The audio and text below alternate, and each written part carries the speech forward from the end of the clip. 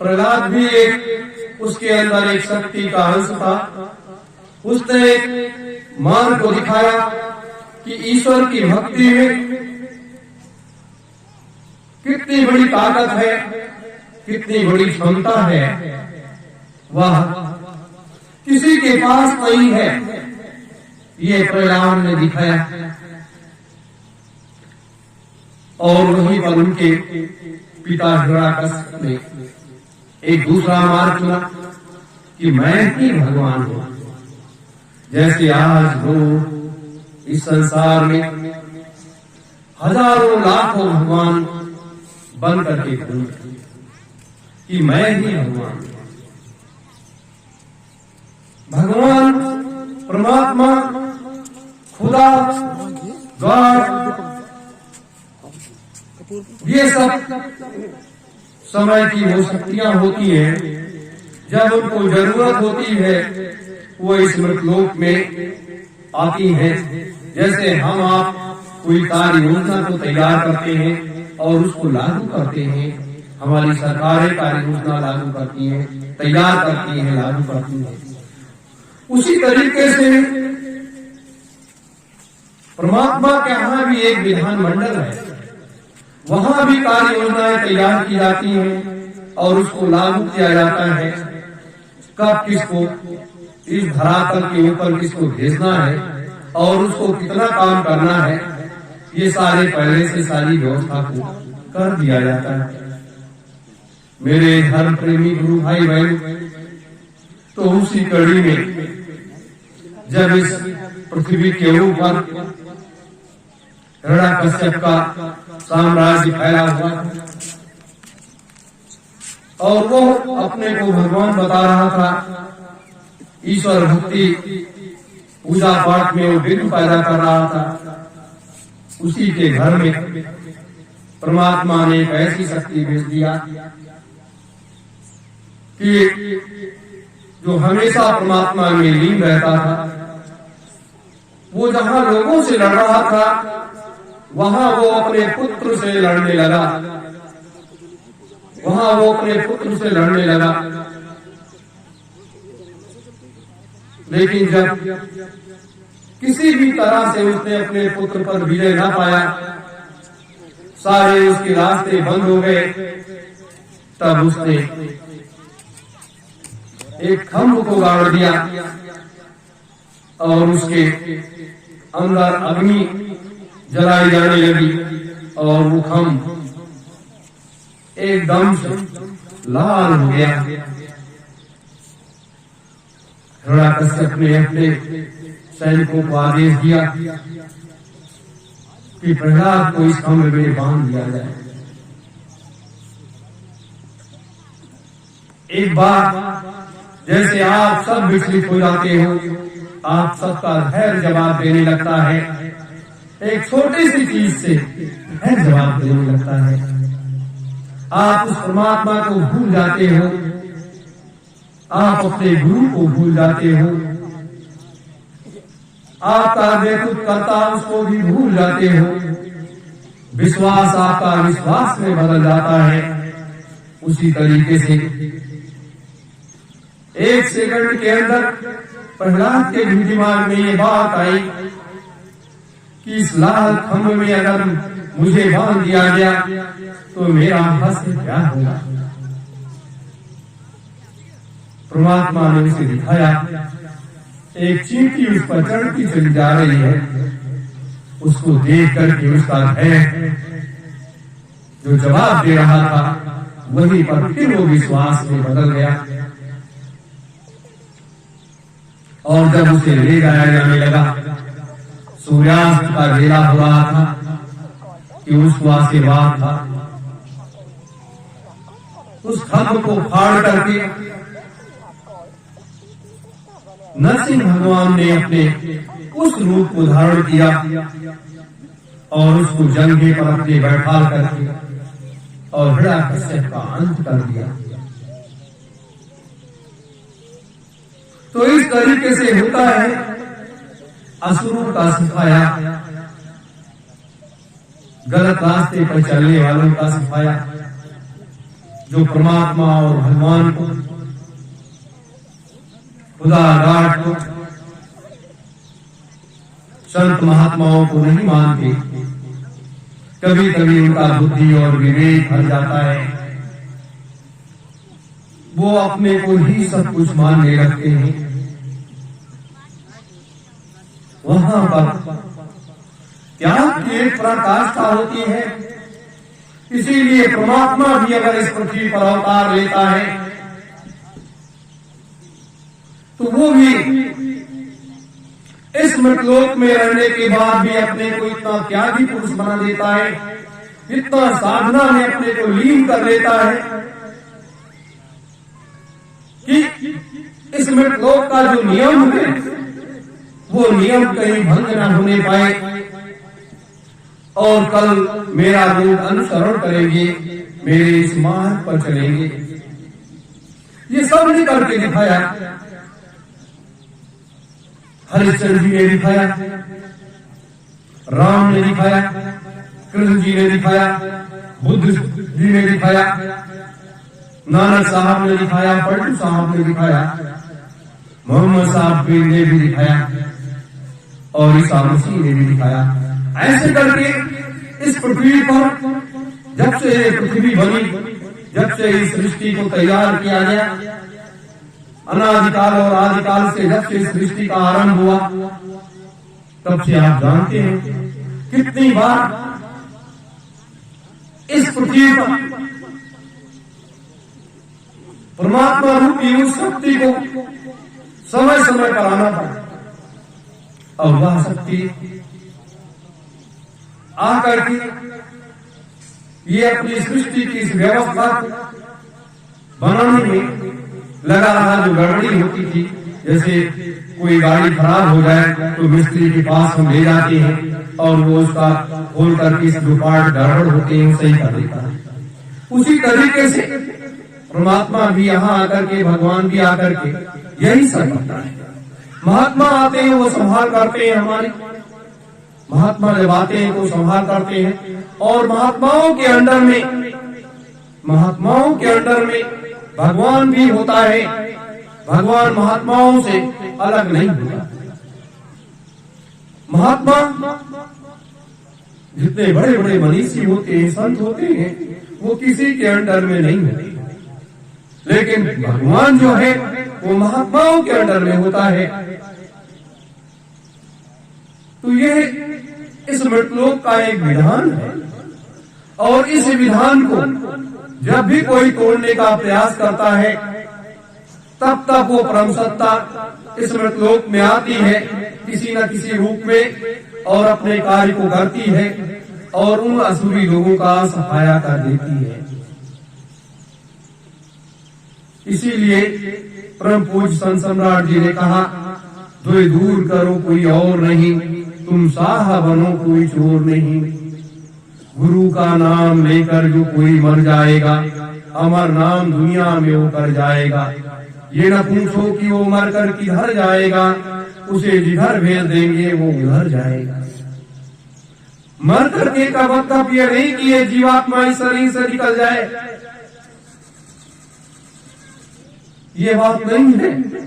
ये बात है कि जब गुरु के प्रति आपका समर्पण हो जाएगा, गुरु को आप अपने में आत्मसात कर लोगे, तब वो आपको जिधर भेजेगा उधर आपको जाना पड़ेगा और वो कार्य आपको करना पड़ेगा। यही होता है गुरु के प्रति अटूट आस्था और विश्वास। परमात्मा की भक्ति तो बहुत आसान है, लेकिन गुरु की भक्ति आसान नहीं है। ये हमेशा ध्यान रखो। जैसे हमारे माता पिता, हम कितने भी क्यों ना बड़े हो जाएं, लेकिन हमारे माता पिता जब तक जिंदा रहते हैं वो अपने बच्चे बच्ची की हमेशा संभाल करते रहते हैं, हमेशा संभाल करते रहते हैं। वो कभी अलग नहीं होने देते। सुबह शाम हम आप अपने माता पिता के कल्याण की प्रार्थना नहीं करते हैं, लेकिन हमारे माता पिता सबके सुबह शाम ये भगवान से प्रार्थना करते हैं, देवी देवताओं से करते हैं कि हे प्रभु, हमारे बच्चे को सुखी रखना, निरोगी रखना, और इतनी दया आप करो कि वो कमाए खाए, परिवार से सुरक्षित रहे। इस तरीके से हमारे माता पिता सबके सुबह शाम प्रार्थना करते हैं उस परमात्मा से, उस गुरु से, इन देवी देवताओं से। तो ये माता पिता का एक अटूट विश्वास होता है। और एक तरफ इसीलिए गुरु भक्ति इस मृतलोक में सबसे बड़ी भक्ति मानी गई है। जब भगवान श्री राम का जन्म हुआ और जन्म होने के बाद सबसे पहले जब वशिष्ठ जी का दर्शन उनको मिला और वशिष्ठ जी को राम का दर्शन मिला, तो बालक होने के बाद 21वें दिन उनको जब दर्शन ये मिला था, तो क्या हुआ, अंतर में दोनों की बात हुई।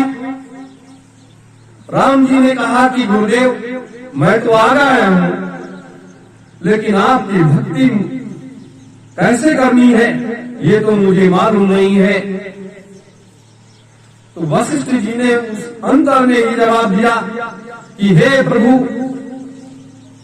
मैं तो आपका भक्ति करता हूं, आप मुझसे भक्ति का मार्ग पूछते हैं। तो श्री राम ने कहा, गुरुदेव ये श्रेष्ठ कुल का एक विधान है, इस मृतलोक का विधान है, और उस नियम को आपको पालन करना है। हमें वो भक्ति का मार्ग आपको बताना है। आप बताओ मुझे क्या करना है। तो ये अंतर का संवाद, ये भक्ति का मार्ग गुरु का जो होता है तो बहुत बड़ी ऊंची चीज होती है। जिस दिन उस भक्ति के मार्ग को आप जान जाओगे, उस दिन आप समुद्र में गोते नहीं लगाओगे, क्योंकि गुरु भक्ति एक ऐसी भक्ति होती है कि जो पहुंचा हुआ संत होता है, महात्मा होता है, हमारा गुरु होता है, वो हमें सारे लोगों में लेकर के जाता है और दिखाता है कि कहां पर क्या है और क्या आपको ये सारे काम करने हैं। ये माया रूपी संसार में, तो माया रहित संसार में कोई नहीं है, लेकिन इसी माया रूपी संसार में रह करके और गुरु की आज्ञा को सर माथे लगा करके जो व्यक्ति आगे बढ़ जाता है, वही व्यक्ति संसार का पूजनीय व्यक्ति बन जाता है, वही व्यक्ति संसार का पूजनीय व्यक्ति बन जाता है। और यही हम आप सबों से चाहते हैं कि आप सब लोग इस संसार के पूजनीय व्यक्ति बन जाओ, महान व्यक्ति बन जाओ, क्योंकि अब इस संसार में बचा कुछ नहीं है। इस संसार को 5300 वर्षों में चलते चलते चलते चलते लोगों ने खोखला कर दिया, चलते चलते लोगों ने खोखला कर दिया।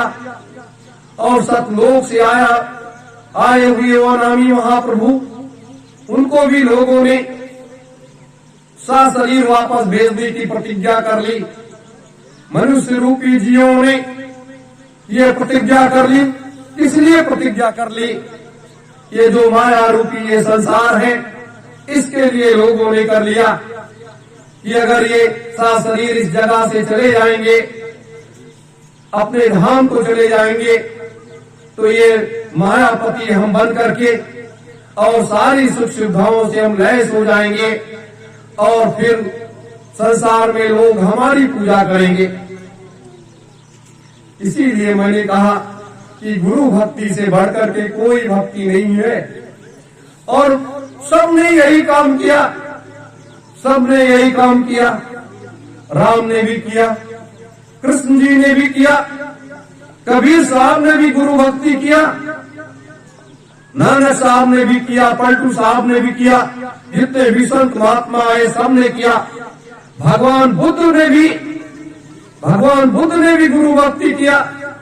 उन्होंने सबसे पहले उस गृहिणी को अपना गुरु मान लिया, उसके बाद उस माता को अपना गुरु मान लिया जो उनको खीर खिला करके ज्ञान का प्रकाश खिला दिया था, उसको अपना गुरु मान लिया और उसको हमेशा आखिरी सांस तक उन्होंने उसकी भक्ति की, उसकी सेवा किया।